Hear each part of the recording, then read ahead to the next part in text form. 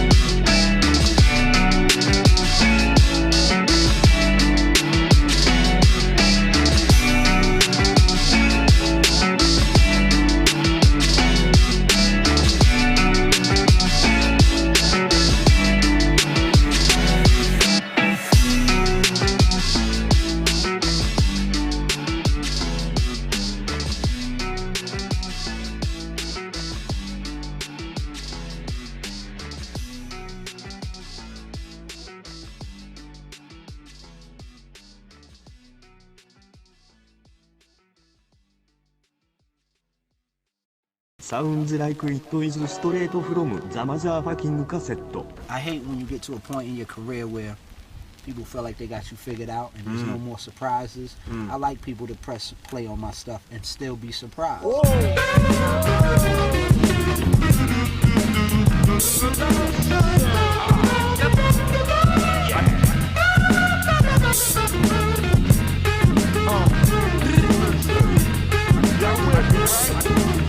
Turn it up, baby. No introduction necessary, yo. Hey, yo.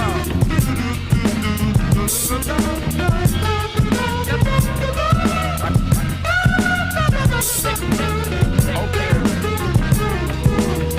Hey, yo.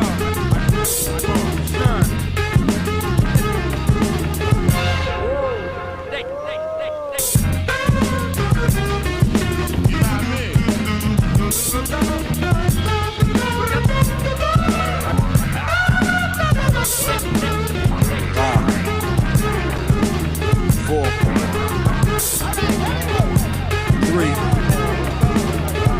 Two, one.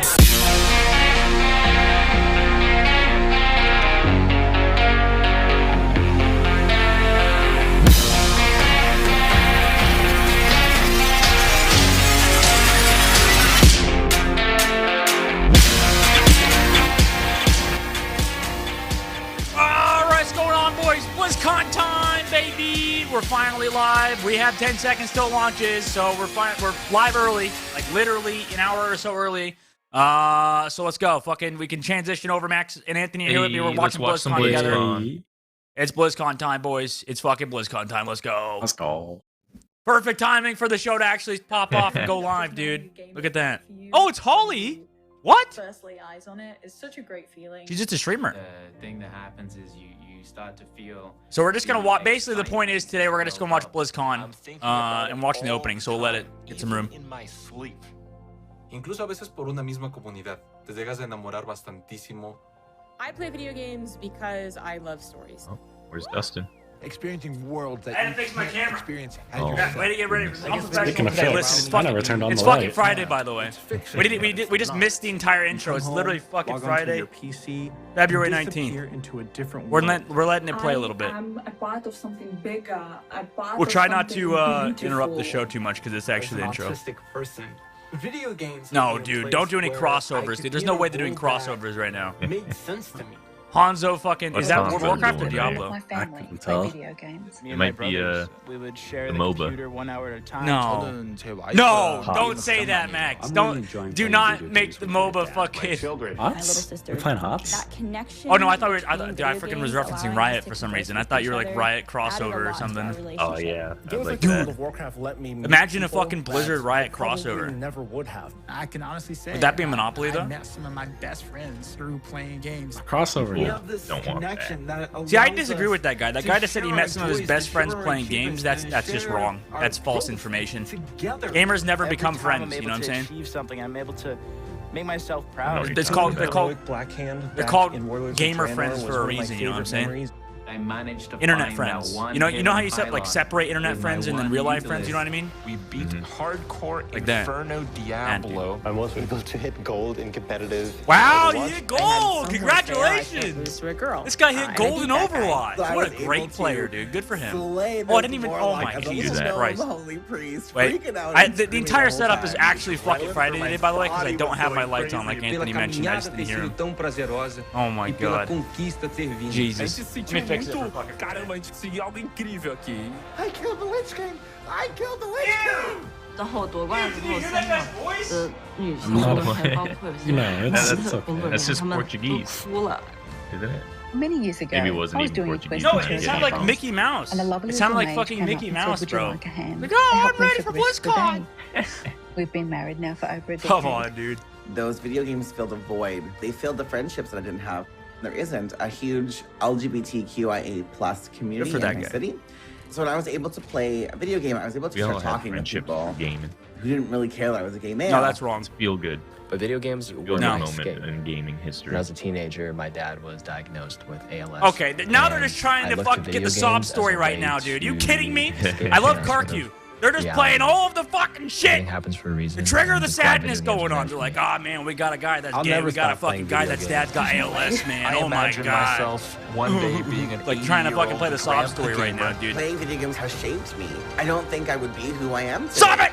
My passion, my Don't make me interest, cry, my Blizzard. excitement, they belong. Don't make me Video cry. games opened for me the world, And because of Dude, that, I'm forever This is That this setup, is by what the way, gaming Can't is wait to see about, what the dude. next generation holds. What? Oh, the Murlocs thing is actually kind of sick at BlizzCon, dig though. the That was Murlocs. actually, the Murlocs thing is kind of cool. Even though they, like, each of those people have probably spent, like, over $100 on each of those Murloc suits. So they're way overpriced. Yes. They're like $80 to $120 or something like that for the full Murloc suit. I think so. Just make your own. I could be wrong. Maybe it's cheaper than that, but they like to upcharge, so. Wow. Blizzard. Congratulations. Congratulations, bud. We are gamers. 30 years? Feels like every year's an anniversary. Wait, Really? oh, I have my BlizzCon cup. Look at this. Bro, I have the 2016 BlizzCon cup. BlizzCon 5 years ago, 25th anniversary. A celebration of Kinda 30 looks like years of Like Blizzard one of those communities. things you get at Harry Potter 30 Land. years of Blizzard Yeah, games. but they gate out everyone, like 30 some of years these with is each of the packages. so many All right, let him years. talk. We'll let him talk. And last year, Who's this guy maybe again? felt 200,000 like one of people the watching right longest now. of all. But throughout the years of Blizzard Entertainment, They fucked up. from 1991 to today, Jay many Allen. of us can associate certain games. Who was the last milestones CEO in of our BlizzCon? lives. Or, I mean, of Blizzard? Maybe you were a little kid. President? The first time you played the Lost He was- Vikings. This guy took over from him. Or in high school when you first played a Diablo game. This guy's talking Or to the maybe boomers right you now. met I your never played partner Diablo in high while you were school. playing World of Warcraft. That's the awesome thing about video games. World of Warcraft's overrated. They give us experiences True. that are relevant. I'm just here to piss the people off, times though, in our actually. I just lives. realized if I'm going to say, like Experiences yesterday with Nintendo. carry forward with us. This stream's going to just upset a lot of people. During good times. And they're here for us even when we feel alone or maybe uncertain. Huh? Games are coming home. I feel uncertain. Familiar, comfortable, with a connection and a sense of belonging. What is he saying? And while many of us spent most of 2020 in our actual real-life homes, Jesus, dude, don't bring up COVID again! Even more of a place oh my to get away, God. to be free from outside concerns, even if just for a little while. So, all right, he's being reasonable. I don't mean to roast him too hard. You know, he's not. Usually, when we start BlizzCon, Being reasonable. The opening call is to my favorite Warcraft faction, the Alliance. Hey! Or my favorite faction, the Horde. I get confused. I do, dude. Fuck Usually, you. I'd be Horde is speaking to boring, man. The 40,000 Horde of you fucking in starting person land is just so at Anaheim barren Convention and Center, desert and disgusting. And millions of you, you know what I mean? around the world. Hey, good job, Daniel. Usually, That's kind kinda of sick. a perfect way to celebrate. But nothing about the last year I hate has the been Horde. usual. All Horde are scum. The pandemic has been hard. I think that the on character everyone, models are cool and stuff. for It's many just different reasons. their starting lands is so But boring. if there's one thing that the last year has taught us, It's not vibrant, you know. it's that being apart Yeah. physically doesn't stop us from moving forward. Stopped a lot of It people from doesn't moving stop forward. But what do you us mean? What's this from guy saying, dude? connecting with our player friends around A lot of the people are world, dead. You know what I'm saying? diving in Yeah, as those people warriors aren't very much and moving at heroes, all these days. and Like, checking you know, they're on moving. each They're other as just, humans. you know, We're leaving them becoming. behind. It doesn't stop us Oh, from jeez, sharing dude. our latest epic gaming story. We're celebrating those Oh yeah, rip fucking World Cup this year, man. games. It was bad. Continue to unite It was us. bad, man. How's Said you have StarCraft? your StarCraft. shock thing. To be honest, well, every year is doing just I fine. wasn't Not sure how wrong. well. Yeah, Blizzard StarCraft is could literally a work it out. walking fucking zombie, somehow There still are thriving in the thousands of fucking people modern era, even though it should have all been dead needing like to work years ago. together, You know what I'm saying? Like, there's creating still our somehow. universes, Bro, how is games, this game still and alive when it was touted as worse than StarCraft Never 1? has it felt more true And has never that gained it like takes a massive Blizzard popularity. It's still make a going. Blizzard That's game. crazy. That's fucking And in awesome in itself, 2020, isn't it? it It's still a good That's what I'm game. saying. It's still a fantastic The game. magic I know. of I'm creating a Blizzard complimenting it. That's what I'm saying. Is I'm like, even if other games aren't there this year, tied to the fucking people who StarCraft work is there. always there. You And I know, continue to like be competitive so proud StarCraft is literally of always each there, and which is every one of crazy. Thank you, Blizzard. You think it wouldn't be? We Thank you, Blizzard. create these games. Notice how and they didn't say pour thank you, all of our Activision energy Blizzard. They and just heart into them. they just said thank But you, it is Blizzard. you, the Blizzard community, that brings them to life. And that's why BlizzConline is a celebration I don't of think you, Activision is 30 the years. guild is it? leaders, healers, How? Wait, DPS, is Activision? Oh, tanks, Necro was in the fucking intro. innkeepers, Whoa, that's sick. Zerg, I know that girl. Terran, The Protoss, caster. Blackwatch, Shimada, the heroes What were you of saying, Max? Sorry, Sanctuary, actually. How old's and Activision? of Did you the look it up? Storm. I think it's actually pretty old. These next now few that I think days about are it. for you, our I mean, Blizzard community. If they could buy out Blizzard, you'd think they would be an World of older Warcraft, company. We'll be showing you what's World of next Warcraft? for both Shadowlands and Classic. I'm sure you're all burning in anticipation for Let's that. go! Good. Yes! Hearthstone is getting Let's back go. to its Are roots you not excited in for a Burning major Crusade? way. Kinda. We can't wait to show you Only how. kinda. Well, you're not gonna play it, right? I think it's gonna be me. We also it's have gonna be me. news Cole. Burning for our Crusade was Diablo arguably the community. best expansion for World of Warcraft. Some of you were able Anthony to dip doesn't your One of the toes best. into the depths of hell. I mean, I don't like in World the of Warcraft Diablo in itself, Immortal but Burning Technical Crusade is Alpha. just nostalgic I to me. personally, I really enjoyed seeing. I don't give a shit about players Diablo or embrace Hearthstone. I'm sorry. the multiplayer aspect. Maybe of Anthony or meeting in Max town. do. Do you guys care about Diablo or We Hearthstone? can't wait I mean, I'm for going more to of play you the to new get your Diablo hands on it. probably.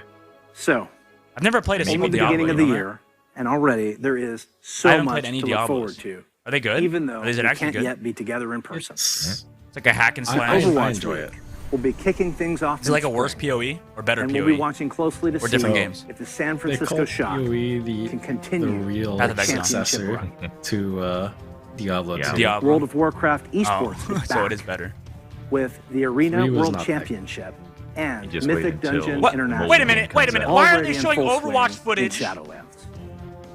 Wait. StarCraft 2 and Warcraft 3 They're not even esports talking are about going Overwatch strong right now. with our friends at the ESL Pro Tour. They're just using Overwatch as a fucking background. And qualifiers are already underway Hey, maybe for that's the what it first really is. online stop of the 2021 Hearthstone Masters I mean, the Tour, coolest events they have with shown the were all first event Overwatch taking events. place next month. Like cinematic-wise. All the other ones suck. But before we get too far ahead, let's take a look one last time. Twin times were a little simpler. Oh. In Wow. the early 1990s, We're going back. the internet We're going was back. a baby. We already went back. Cross CD country. sales We're going back finally again. eclipsed cassette tapes. I don't want to go Cassette back. tape, it's a rectangular Going piece back, of Morty. plastic. And Going there's a back tape to the inside, past. And Time usually would get travel, recorded Morty. on, and Oh, geez. sometimes you needed a pencil to wind it and make it tight. I know, it sounds crazy. We were all What? playing video games on Wait, what Super did you just say? I Nintendo, missed it. What are you cringing at, Sega Anthony? Genesis, DOS, You? or Mac PC. Oh, us. Fuck you. Personally, Come was on, a man. master Hey, of remember Quick that, Assist and that Auto Exec cartoon? Bat. So many simple Yeah. things. And it's fucking Friday. Listen, Simple yeah, you ever watch Doc and fucking Marty, son? If only You watch we could relive. Doc and Marty? OG anime. Wait, what's going on? The stage is set. StarCraft? Or The green That's flag just the drops. history. Let the carnage oh, their first game? Holy Toledo! Oh, it's an arcade. So they're like becoming good old games almost. For their own games. Ew. Dude. Thank God I wasn't fucking like born in the 80s, dude, and had to play through these shitty games, dude. Holy shit. Well, then you It would looks have so liked bad. these games. I would have not, dude, yes, I would have liked them, and I would have had no taste in gaming.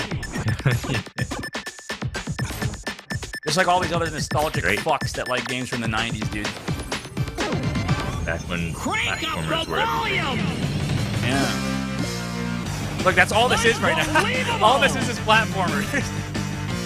Look at this. 16 by 9. They Wow. had racers. Oh my god. You gotta appreciate where you came from. Did anybody care about these games? I don't know. I wasn't alive back then. Ooh. Wow.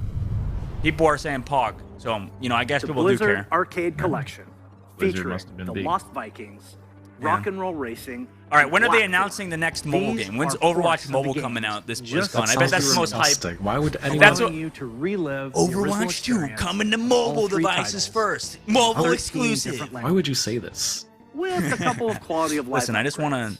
you know, As an help example, Blizzard we advance into include where the very future's modern, going, you know? cutting-edge functionality that Towards wasn't mobile available in the early entertainment. 90s, both saving and loading of games. And for those of you who purchased any Blizzard Digital Anniversary Bundle via Battle.net, I didn't do that. you'll automatically receive the Blizzard Arcade Collection on PC Oh. today. Oh, here we Yay. Great. Consolation prize.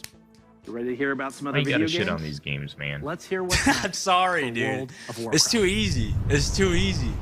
That racing was pretty good. It's low-hanging fruit, man.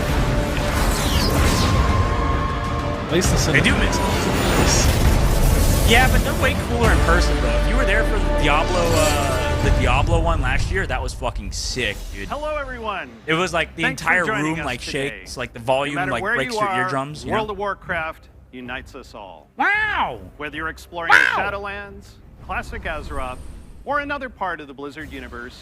Okay, are I'm they glad talking you about can Burning make it. Crusade? Because Hurry up. we've Talk got a about lot Burning of Crusade, good John Hyde. stuff to show you. That's all I care First, about. I don't. Let's start with some Covenant Pride. No. Kyrian, take flight. Is it like a Destiny Night thing? Fae, let the hunt begin. Oh, I don't know. Yeah, I don't know these references. Necrolords, to war. This is where we probably would have This is Cole on the this is show. this is probably WoW. Let's party. Yeah, well, I mean, it is WoW, The but world has thrown a lot is at probably us since just the last standard. BlizzCon. I don't And the fuck. I just thing like that's really I just kept like how everyone like, going the on chat WoW is just team saying cringe the entire has been time. connecting with all of you. Since the intro, it's just been The bonds cringe. we forged with It's our literally guilds, just been and nonstop. family, They're trying. friends in WoW What's the opposite are of cringe? powerful and What would you say real. instead of Pog. cringe? I As don't know. WoW enters its 16th Pog. year and Blizzard Dude, that's celebrates so its much 30th cringe. Is anniversary. it based or is We're it so cringe? grateful to have the most dedicated, Is that what it is? friendly communities. Is that the in gaming. fucking two sides? Let's recap the events Apparently. in Azeroth. In WoW Classic, we fought an endless battle for South Shore and Torren Mill. I mean, yeah, that was kind of fun, together to though. open the gates of Ankara. Nobody liked that. And joined forces to take down Kel'Thuzad. Nobody liked that and his either. Floating citadel of Naxxramas. Nobody liked that either. In Shadowlands, we helped Are you our sure? covenant recover from the anima drought. Some people like brought this. on by No. Sire Denathrius, Everybody I master hear of that the fucking Venthyr, plays retail and traitor to the pantheon generally, of death. I mean, now they're playing We it. They survived said the halls of Shadowlands is not that Torghast bad, actually, and I crafted think. legendary gear I could be in our wrong, but efforts I to think I heard expel Shadowlands actually wasn't that bad. from his castle I didn't lair. play it, though. We played Classic. But innocent souls But I've are given up on still expansions wrongfully with being Blizzard, sent you know to what I'm the saying? Maw. They face an eternity of torment, and heroes like Anduin remain Anduin. chained in its depths. The jailer continues to grow in power. He's Lore. preparing to break free from the Maw and complete his plan to unmake Lore. the entire Warcraft universe. Yay. And Sylvanas. Who's You the, may there's be like a wondering channel what I used she's to been watch up where to there'd be a guy that explains all the lore. I don't remember his Twitch channel though, We're or his excited YouTube to channel. unveil our first major content update All of the for World of Warcraft lore. Shadowlands, Chains of Domination. I thought it was somewhat interesting. Oh, mobile game? Look around you. Wow, mobile, no. What makes you believe you're not just a weapon? Wait, what is this for then? Did he already talk about it? I didn't hear it. Join just an our expansion. cause, or Oh. be made to serve. Right now, you. Wait, is this BC or hold no? the It's power. not BC, is it? Make This is an your expansion to choice. Shadowlands. Sylvanas Oh. Windrunner. Oh. Cool. Wow. Despite all our efforts, Floating Hollywood. the Maw Hollywood. continues to grow. Yeah, I don't know, it just kind What of if reminded me of the Denathrius' Hollywood sign. That's the only reason I said is it. irreparable. The Primus is lost, and Wow. Bastion cannot save Triangle. the Shadowlands alone. None of this should have happened. Perhaps the Winter Queen. Why do they have wings? Oh, to fly up to the castle. My Archon. Obviously. What do you think the castle's powered on, though? Seeks an How audience. do you think that castle flies? Lots of wings. Lots of fucking wings. Just the giant. Dude, isn't there like a By thing all where our measures, there was like there's like a one battle who has between like spent his bees and like life wasps. You know what I'm talking about in like striving for Japan, justice. where you probably Oh, seen the yeah, I've video seen where those. like Where they just yeah, eat where they them like Who would give anything yeah, the bees jump on like these serve massive his wasps people. together and they flap their wings super fast and overheat the wasp and kill it that way. One whose heart So is imagine this like Very well. yeah, imagine this entire castle is just flapping their wings really fast and fucking it's like a giant like heater. Like everything underneath it is just really fucking hot. Oh shit. My ascended have spoken of you. My ascended. The king. That's a little bit held captive in the mall. You know what that means? asshole-ish. That prison No. could not. I mean, I know what hold me ascended means, but I don't Why know what their people are. To Bastion. You have a key Why does he look so old, dude? that I need. I mean, he is pretty old, isn't he? Is he? Will release I don't like. this soul I just don't like the from your artwork of his grasp. face. No. He is bound to me, just as you was. So, did they ever talk about why shoulder pads are so big in World of Warcraft and like needlessly big? You got big shoulders. But he's breaking everything, dude. What an asshole. There goes the wings. Going for the kill. There's no way she does nothing. She just took that shit, bro. She really did just take it. It was just that Action easy. time was pretty bad. Oh, everybody's flipping out. Apparently, this is like big news. Everyone's like, Arthas. There's still some cringes. Somehow. Who's saying?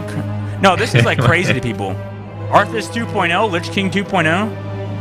The vessel performed its part. Oh. Oh no. 3 keys remain. 3Gs. Verizon Wireless. God damn it. Death was never meant. Is he gonna teleport? Chaos of Domination. I was about to say Chains. Dominion. It Or says chains. My boy can't read.